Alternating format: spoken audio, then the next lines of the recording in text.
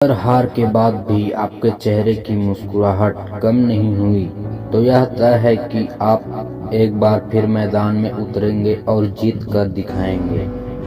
आप किसी भी चीज को लेकर चिंता करना छोड़ दें, क्योंकि हमारी चिंता कोई और कर रहा है। इसलिए आप चिंता छोड़ उस काम पर पूरा फोकस लगा दीजिए जिसे आप अपने जीवन को बेहतर बनाने के लिए करना चाहते हैं।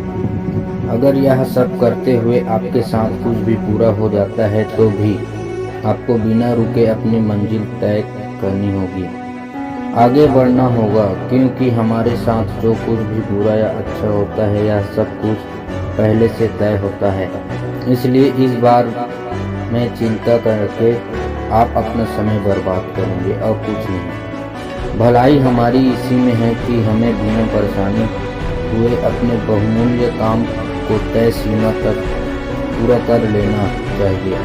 भगवान हमारे बारे में सब कुछ पहले से तय करके रखे हैं, बस हमें चिंता छोड़ देना, लगातार प्रयास करते रहना चाहिए। अंत में हमारी कहानी के माध्यम से आप ऊपर वाले की मर्जी को समझे। दो लड़के एक आश्रम में काम करते थे। वे दोनों अपने गुरु की दिन रात सेवा करते थे। उन दोनों लड़कों में से एक लड़की की बहन की शादी तय हो गई थी। वह अपने बहन की शादी की तैयारी बहुत ही धूमधाम से करना चाहता था, पर उसके पास पैसे नहीं थे। उसकी स्थिति उनके गुरु बहुत अच्छे से जानते थे, पर वो भी उनकी मदद नहीं किए। सिवाय जब दोनों लड़के गांव जाने के लिए तैयार हुए तो गुरु ने उस लड़के को 5 अनाज दिए जिसकी बहन की शादी थी। गांव जाते समय 5 अनाज पाकर लड़का बहुत दुखी था। उसे तो पैसे की जरूरत थी, वह अनाज क्या करेगा।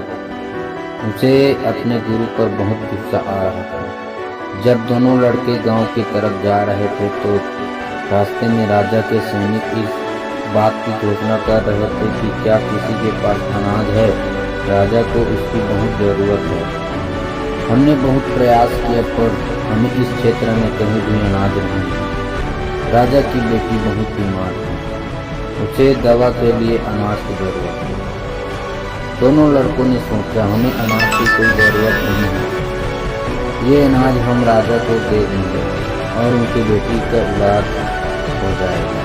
दोनों लड़के ने अनाज देने के बाद सैनिक को बताई। सैनिक उन दोनों लड़कों को लेकर राजमहल पहुंचे और लड़कों ने अनाज राजा को सौंप दिया। राजा ने उन्हें इसके लिए बहुत सारा इनाम दिया, पैसा, जेवरात और भी बहुत कुछ। उस लड़के की बहन की शादी बहुत धूमधाम से हो गई। अब उस लड़के को इस बात पर बहुत अफसोस हो रहा था कि वह बिना सोचे समझे अपने गुरु को कोस रहा था और उन्हें भला बुरा कह रहा था। मुझे आशा है कि आपको यह कहानी अच्छे से समझ में आ गई होगी। हमें कभी चिंता नहीं करनी चाहिए।